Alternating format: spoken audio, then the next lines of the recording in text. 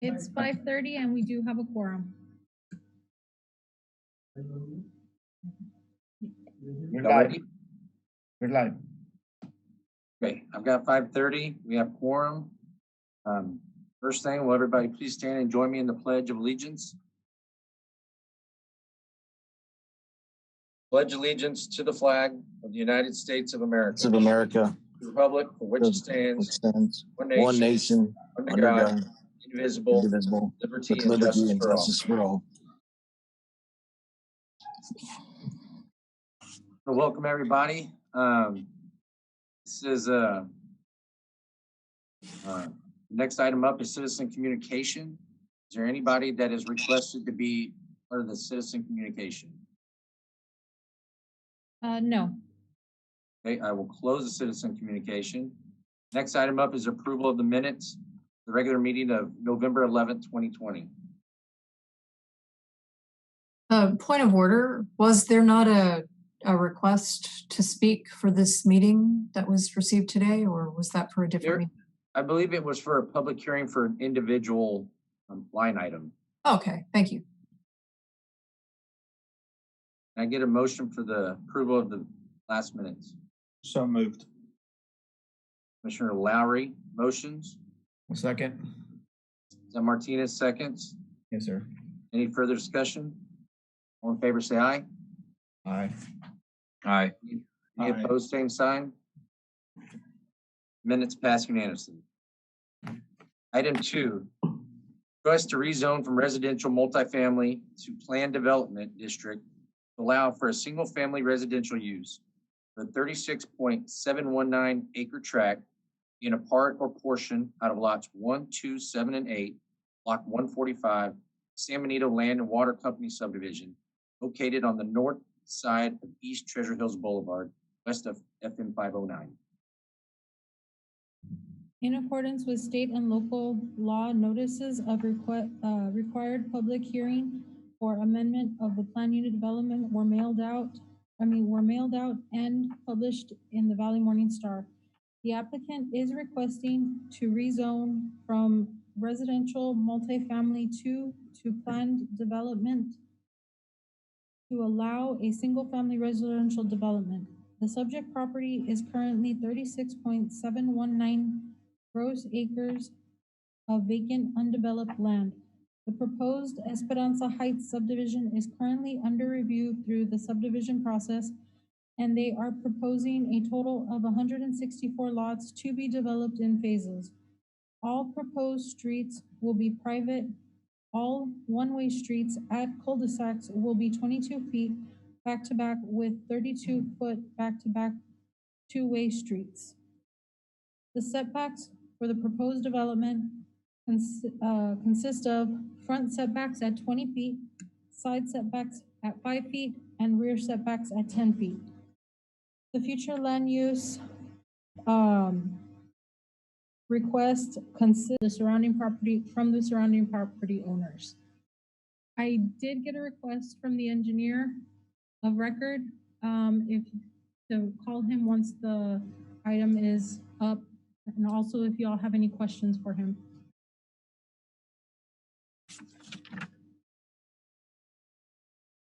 Okay, well, let's go ahead and call him to see. Well, first, does anybody have any questions for engineer?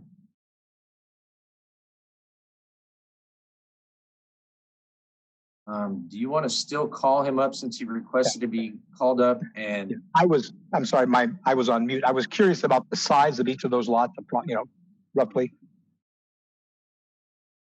Okay, so you want me to go ahead and call them right now? yes, if you can't answer that question, then yes. I mean, if we already know the answer, we don't have to call him. Well, there's a variety of different sizes on these lots. I'm sorry, I know, but I mean, roughly, for the most part, they're going to be either a 40 or a 45 or some, the frontage on them and whatever the depth is will be fairly consistent. I don't need to know the size of each individual lot, but just roughly what the majority of those lots are sized at. Yeah, let me go ahead and call him. Give me 1 second.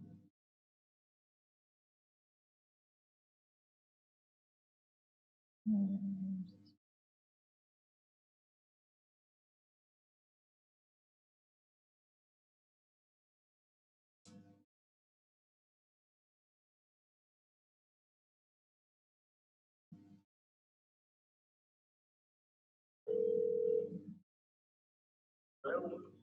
Mario. I'm calling you and the meeting is in session. They did have a question for you.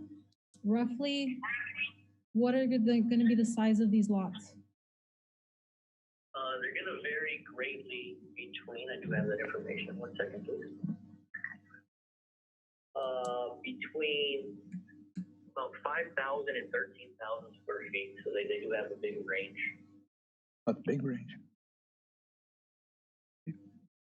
For the majority of the houses, what is the front, the width of each lot? For the width of each lot, what is the majority The majority of the home, or the majority of the lot? of the lots? I don't know the majority, but I can say that it does have a big range as in the square footage. The smallest being around 25 feet and the largest being about 173 feet. So with this coving design, you just get a wide range of lot width and lot sizing. All the homes will be built up to the 20-foot setback in the front. Everything will be, visually organized and appealing. So with a 5-foot side setback, what is the widest building you could put on one of those 25-foot lots? Do you want to repeat that question, please? So, Given the smallest lot at 25 feet, what size building with your 5-foot side to side setback, what size building is being proposed for those lots? Minimum size home. So the way that these work is that there will be about 7 to 8 prototype homes, and they'll range between 22 and about 3,800 square feet. So based on the prototype home that you're picking, they'll tell you which lot it could fit on, but minimum size home will be mid 2,000 square feet. Okay, on a 25-foot front lot. Well, the 25 front lots are the ones on the cul-de-sac, what we call the teardrops. Oh, okay, I got you. That's fine. They Yep. get larger quick. So while they're 25 feet right where they brought the right of way, once you get 25 feet back, they are substantially larger. Correct. Okay, understood. No more questions about that. The neighborhoods that we've done, they all are painted as no park zones, and they are striped.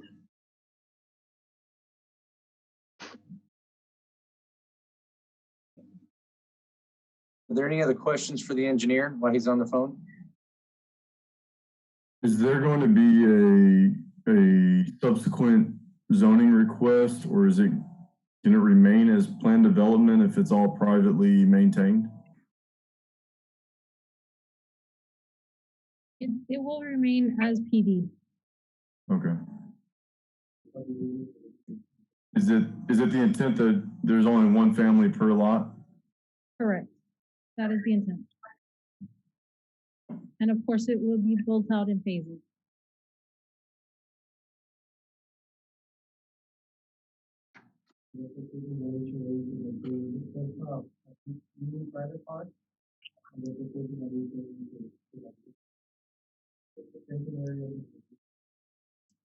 Also, they are proposing an HOA to maintain the detention areas and the mini parks. And I believe they're going to have walking trails as well. Yeah, so the brown lines that you see on here, those are walking trails that go around.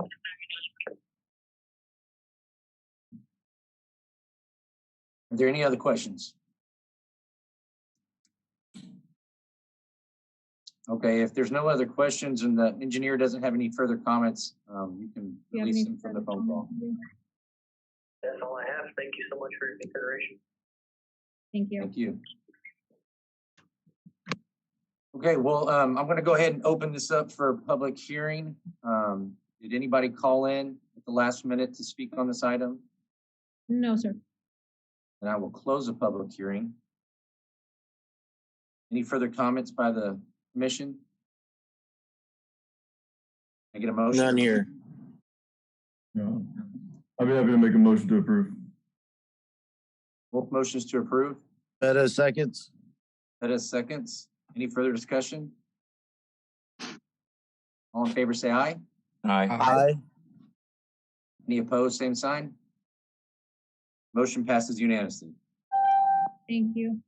Item number 3, they went ahead and, tabled it for we just need no action on that one. Right.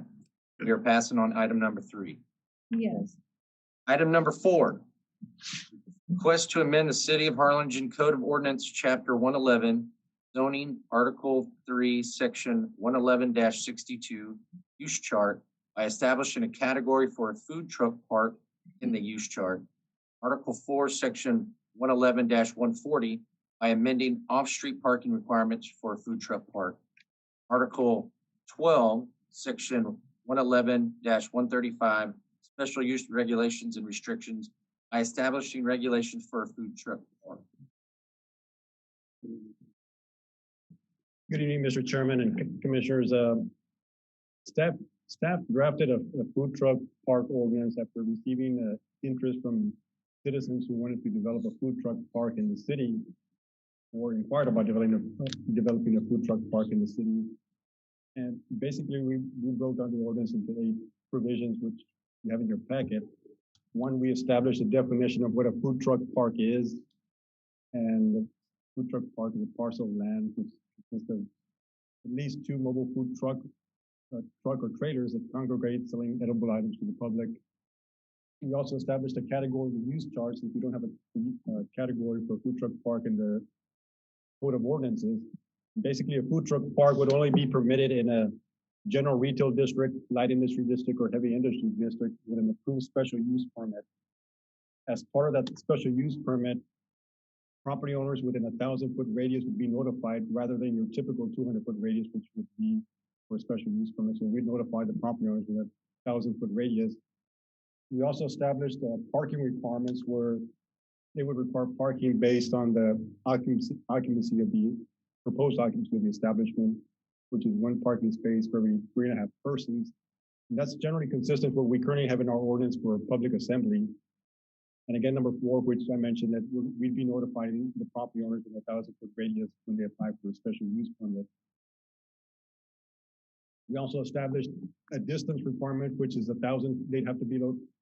We'd have to maintain at least 1,000-foot distance requirement from a residential district. And of course, if the proposed food truck park would have to be on a subdivided property or a parcel of land that was exempt from subdividing. Of course, restroom requirements were also established based on their occupancy. And they'd also have to provide a licensed security guard during peak hours of operation, as well as a minimum of 2 licensed security guards for outdoor concert events. This would apply only if they're going to sell alcohol beverages on the site. And then for consumption. And video surveillance would also be provided with a 30-day retention of the video. The city attorney reviewed the request and approved the proposed ordinance. And we did receive 1 call from 1 property owner who wished to be contacted. The staff is recommending approval of the ordinance. He's not a property owner, but he's very interested in developing a food truck park here in Harlingen. Yes, correct. And we have let's show them the pictures. Oh, yeah, sure. These are proposed food parks throughout the Examples of food truck parks from throughout the nation. So we may get something like this. So there is an interest in something like this for Harlingen. That one has, if you notice, a concert stage, and the applicant that we will be calling soon, well, he's not an applicant, he's showing an interest. He is proposing to have a concert stage. These are some of the areas that are possible food truck park areas that would meet the distance requirement. This is along, I guess, east of the loop along Grimes Avenue. And of course, this is Rio Hondo Road in the loop. These properties may be eligible for proposed food truck park. This is along Wayland Road, specifically along the north and south side of the expressway. This is the north side of the expressway. And then, of course, along the south side of the expressway, this property may meet the distance requirement. Just examples of possible areas that would qualify for that possible food truck park. Of course, these are areas which we highlighted in the map to show those same areas. This is along Wilson Road. This is along the Bass Pro area. This is in the downtown area. This is along this Camelot and Business 83. And of course, the area over here by Rio Hondo Road in the loop. So these are possible areas for, as an example, for a food truck park. I'll take any questions on the item. Like I said, we did receive one call from a citizen who's inquiring about developing a food park in the city. A quick question. So is this strictly about a food truck park per se?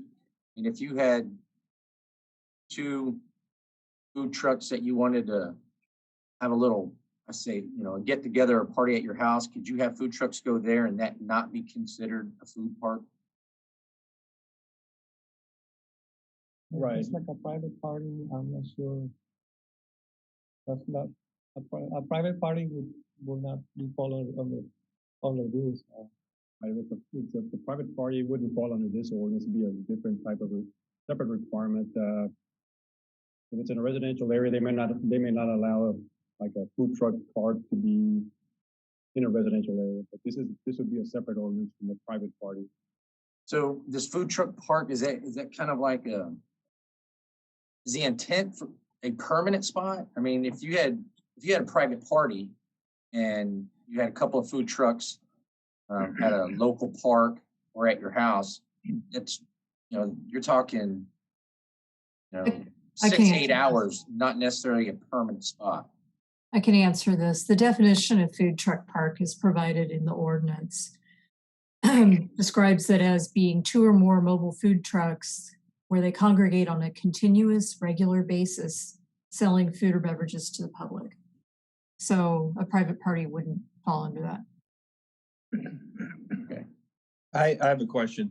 So how do we keep, I've seen food truck parks that look really nice and those are great pictures and I hope that's what it would look like. I've also traveled to areas in Texas where food truck parks don't look that nice and they look just kind of thrown together with some Christmas lights and is overgrown and they're successful. There's people always there, but it's an eyesore in the community. So how do we, is there enough, I guess, in the ordinance as far as maintaining a lot of the same requirements we have for landscaping and so that it doesn't become an eyesore? Yeah, of course, when they apply for their permit, they'd have to comply with the required landscaping of 10%, which is for a commercial area, as well as the requirements that are listed in the ordinance, the proposed ordinance, parking. Is it going to be paid parking? It have to be paid parking, correct? As well as where they're going to be located, the food truck trailer would have to be on a paved surface. I know for a while the chamber, had some food trucks that would kind of rotate around and be in that area and it seemed to do well for a time. People lose interest. But I guess it's up to a private investor to see if it's worth it. My concern is whether or not it's going to become an eyesore. They would have to comply with city ordinances as well as the proposed ordinance, and those would be monitored in code compliance to comply with the requirements. Also, if this thing happens, the owner is investing significant funds in the property. So you will think that because it's a big investment to begin with, that there will be proper maintenance to make sure that the people continue coming to the venue. If the area doesn't look good, then the people stop showing up, right? I don't think that will be a problem. I have 2 questions. One is regarding facilities for folks to use bathrooms and so forth. What's the requirement for that? We'll ask that question first. That would be based on their occupancy, and once they submit their plans, they we determine how many restroom facilities would be required based on their occupancy. So the way it works, it will work is, if it's a big property and you have a concert stage, then you could potentially have hundreds of people in this property at the same time. So the way we're setting it up is the applicant for the SUP will have to give us a maximum occupancy at any time. So he or she will have to tell us, I will never have more than 300 people, or I will never have more than 400 people.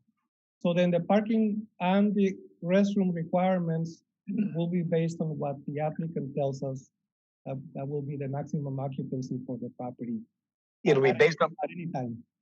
It'll be based on what the applicant says, not the actual size of the property. Because I could tell you I'm never going to have more than 50 people there, but if 150 people show up, we'll know. Just because if it's a good sized property and it has a concert stage in the back, you could possibly have 300, 400 people at the same time for the whole property. So we don't want to design the project for them, so they need to tell us what the maximum occupancy for the entire property will be at any time. So that will be in the ordinance. So they will not be allowed to exceed that maximum occupancy at any time. So then the parking requirements for the project and the restroom requirements for the project will be based on what the applicant tells us will be the maximum occupancy for the project. So do you understand my problem with the way you're saying it is, as the applicant, I'm going to tell you, I'm not going to have more than 50 people here. It would hold 400, but I don't see more than 50 people coming in. But 6 months later, I've got 200 people on the property. Well, now it's too late. You've already approved it. That will be a violation of the ordinance, right? So then the SUP could be revoked. But if you come into my building, the city tells me how many people I'm allowed to have in my building. I don't tell them how many people I'm going to allow in. They tell me how many people I can let in. You're saying that this is, in this case, the applicant's going to decide, well, this is the number of people I'm going to let in. Keep in mind that this project is mostly outdoor. So if you look at the pictures, it's mostly outdoor areas. So it's different, it's different from a building where we can easily calculate the maximum occupancy. So that's why we set it up that way. So he or she has to tell us, I'm never going to have more than this many people at any time. And so that number will be in the ordinance. And if he exceeds that number at any time, that's a violation of the ordinance and the SUP will be revoked, I have a question, this is Caesar. You said that there's going to be two officers or two people that are going to be overwatching. Are they going to be the ones in charge of watching how many people attend, or? Well, the intent is for them to keep law and order, but the owner will have to have like a front gate right after the parking lot where they can control, they can keep count of, that they don't exceed that maximum occupancy. So that could be a separate person working the gate to count the people coming in and getting out so that they don't exceed that maximum occupancy at any time. And also, they also make sure that nobody leaves with alcohol containers, right? Correct. One other question is, it's going to be open to any food truck, and are they going to be charging the food trucks that are working or that are going to be selling food and beverages? I imagine that there's maybe like a rent that the owner charges the owner of the food truck, or the food truck will belong to the owner of the food truck park, right? So there's different scenarios, but that will be kind of between them. But the Okay, food thank trucks you. themselves have to comply with our health ordinance.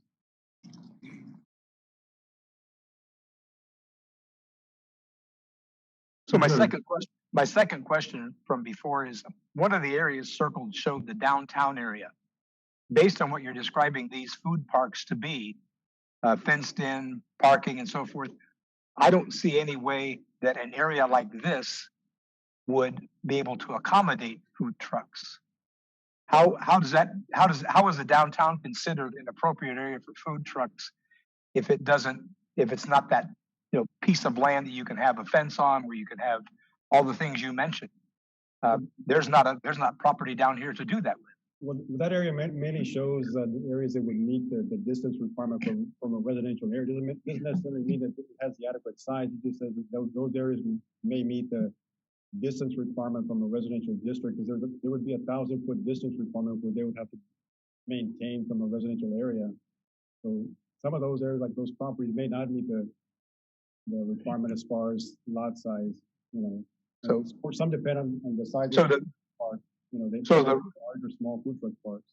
so the residents of the downtown area, such as the Baxter Lofts, are not included as residents. The zoning is commercial. It would have to be from a residential district, and that property is zoned general retail, so that's not considered a residential, by our definition. It'd be Okay. residential district, not a commercial district. There's one in downtown McAllen, and that one is only like 50 feet wide by 140 feet long. So it could be that small, or it could be 5 acres. Right.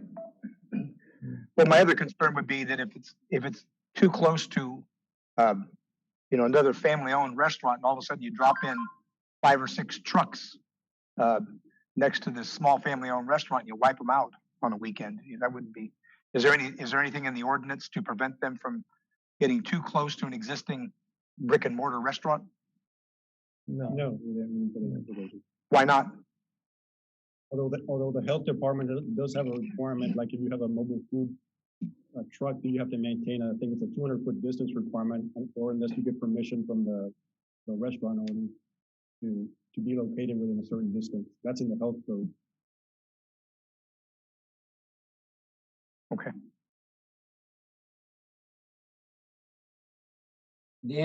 Any other questions for staff? I've got No. one question in regards to the requirements that are set. Do they follow any parallels with other cities that do have successful food truck parks in other areas here in the valley? Well, we did a lot of research, but some of the stuff, like the parking and the restrooms, that's something that we came up with ourselves. So that's not based on other cities. In Brownsville, they have a large food truck park, which belongs to the gentleman that we will be calling soon. But I hear there's noise issues out there because you have residential next to it. So with the 1,000 feet provision, that will eliminate any noise complaints. We're making sure that it's not near any residential areas. Yeah, and that was really the point of my question, was just to make sure if we already know that there's issues with other areas, that we try and curb that if we have something coming to Harlingen. And the flip side of that coin, if there's something that's overly successful, that we try and give any entrepreneurs or developers the best chance of success that we can. Yeah, I mean, we're trying to come up with something that will work for everyone, right? That will work for the city, will work for the citizens, and that will also work for the owner of the food truck park, and it's a quality of, will enhance the quality of life of the people of Harlingen, having a nice, successful project.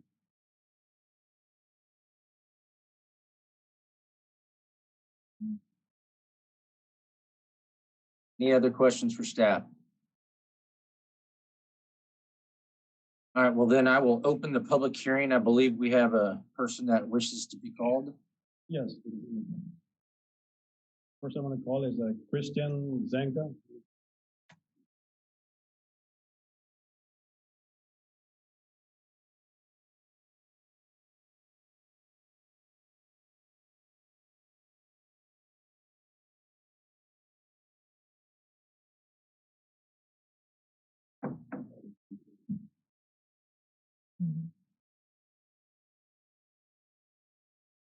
Yes, sir, Mr. Zanka, this is Joel from the City of Orange. We're here at the Planning and Zoning Commission meeting, and we're on the item for the food truck park. I'm going to give you a comment. Hold on 1 second, please. One second, please.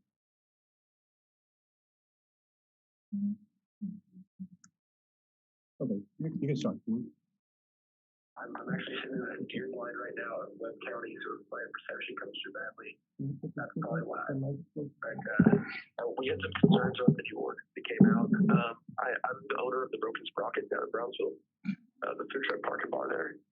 And we were just a little concerned because the ordinances were really far apart from the ones in other cities. And, in Brownsville, we've got an ordinance there that's pretty friendly as far as, trying to get food truck parks in and getting going. And I was worried that the one in Harlingen was going to outprice and force small business owners to not even have a chance to get in on it. That's kind of what's happening with us. We actually had already made an offer on a property on Jefferson Street, which it's commercially zoned and it's perfect for a food truck park. But it's within 1,000 feet of a residential area. In Brownsville, we're only about 100 feet away from homes with our food truck park and bar there, and we don't have any issues at all with that. So we were a little concerned with that, and then we were also concerned about the 3.5 person per parking spot capacity. It just seemed a little bit harsh. It seemed like it might, outprice anybody that was not a big company already.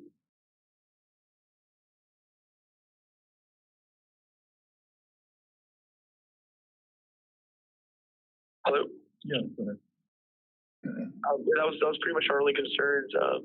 Were the parking issue, and then the distance from residential zones. The way we saw it, it just seems like it's pricing out anybody that's not a big player. It's making it really hard for small business owners to get into Harlingen. And in Brownsville, we're the first food truck park in the valley, actually. And like the Mission City, they helped a lot making sure that the Mission Food Truck Park happens. And that's why it's the Mission EDC Food Truck Park. And same with Weslaco with the eatery. The city really helped out big there. And both of those places are definitely within 1,000 feet from residential zones.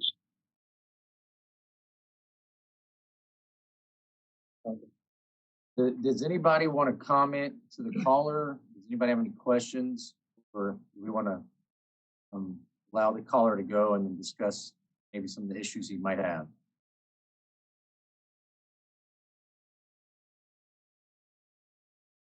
Okay. Since I haven't heard from any of the commissioners, Mr. Olivo, thank the caller for calling, and then we can just discuss if needed. Thank you for calling. All righty, thank you. Anything else we need to do, or? No, that's fine. Okay. Thank you. All right, thank you. Is that the only person to request being to speak during public hearing, Mr. Olivo? Yes. Okay, then I will close the public hearing. Anybody have any comments or ask for a vote? Yeah, I guess my only question, and that kind of goes back to what I'd originally asked. He obviously had a concern with the 3.5 persons per parking spot. Just to see where that fell in relation to, or was that one of the things y'all researched and how that fell? I haven't been to the one in Weslaco. I haven't been to the one in Mission.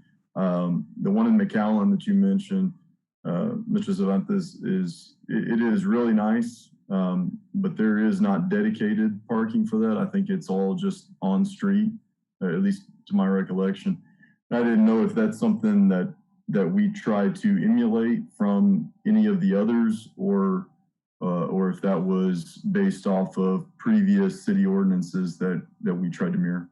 Because right now in our parking ordinance for public assembly buildings, we have that 3.5, one parking space for every 3.5 people in a building of public assembly, like a church or like an auditorium or what those type of buildings, church, auditorium. So we basically just use that same parking requirement that we have for public assembly buildings. Okay, and in speaking with that gentleman, do you have any kind of an idea of how many people he's going to be looking at in terms of a max capacity for his planned development? No, because he's looking at different properties, and so some are bigger than others. Right now, he really likes a property on 1811 Jefferson. But that property has a residential neighborhood 250 feet away from the edge of the property. So, based on if the 1,000 feet requirement goes through, then that property will not be eligible. So if we go to another property, which could be smaller or could be bigger, which will affect the capacity, the maximum occupancy that he could have. And I think it's why you got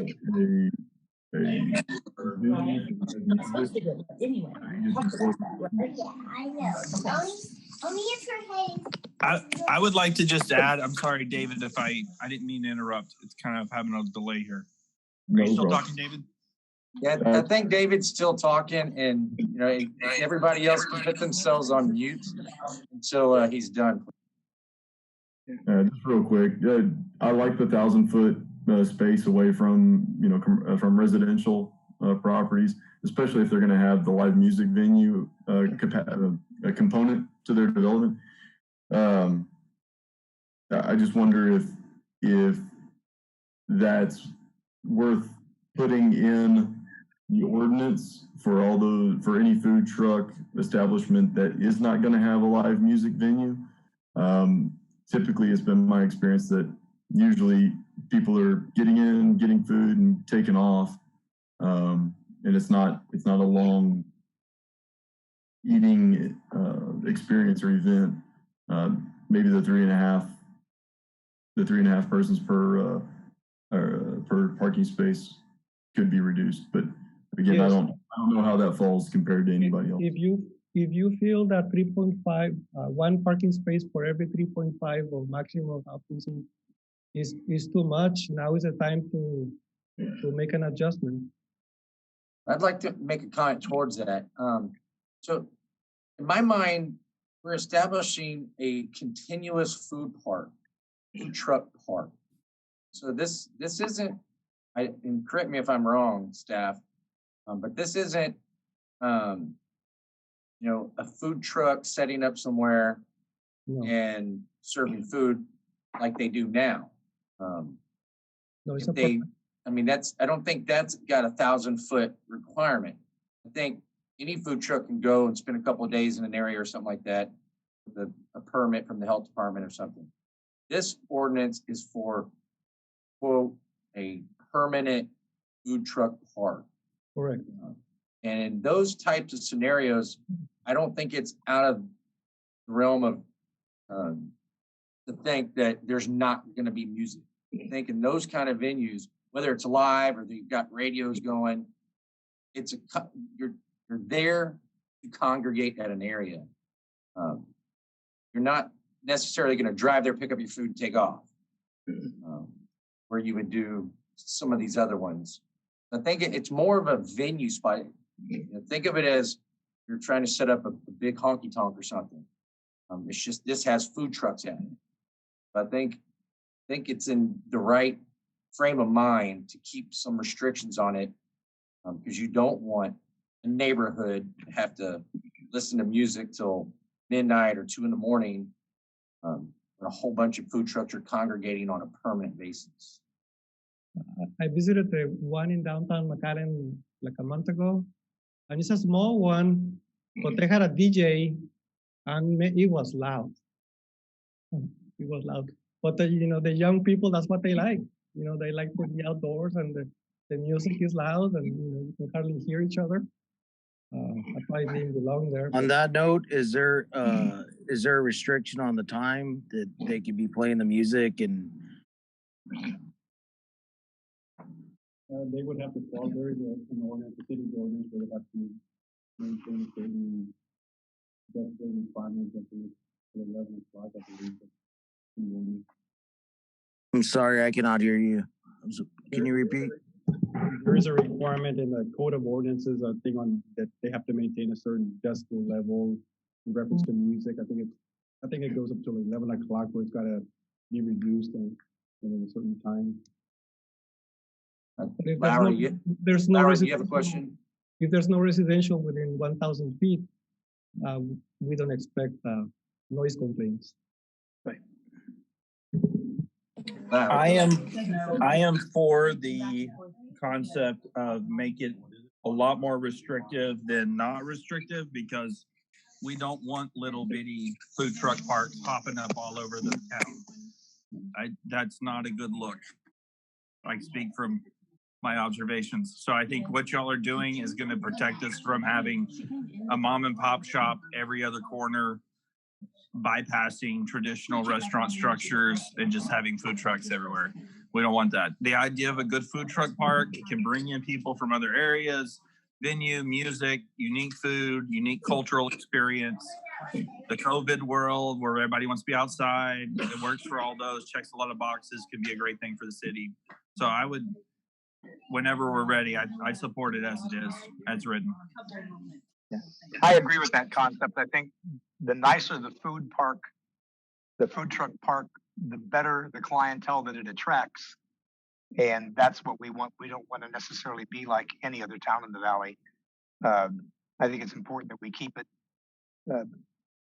better than other places in the valley, so that it's more of a, I don't want to say upscale, but a nicer area that attracts people who are understanding of what that's all about.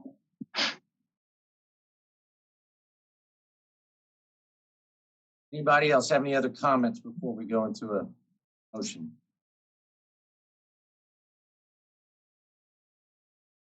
All right, I need a motion. Motion to approve. So moved. Kai motions to approve. Is that Lowry seconds? Second. Lowry seconds. Any further discussion? All in favor, say aye. Aye. Any opposed, same sign. Motion passes unanimously. Item 5 is Mr. Olivo's report. To report on some of the items that may be brought at the next scheduled Planning and Zoning Commission meeting. We're going to have a rezoning request to a proposed plan development. This is on the expressway north of the Industrial Way. And another possible item would be we have a proposed special use permit request for a bar lounge, which is looking at expanding the bar lounge along Ed Carey Drive. That's all I got to report. Thank you, Mr. Olivo. Mr. Cervantes? He stole my report, but we also have one subdivision.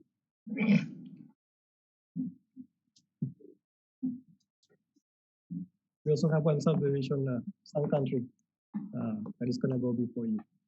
Okay. We will have a meeting on January 27th.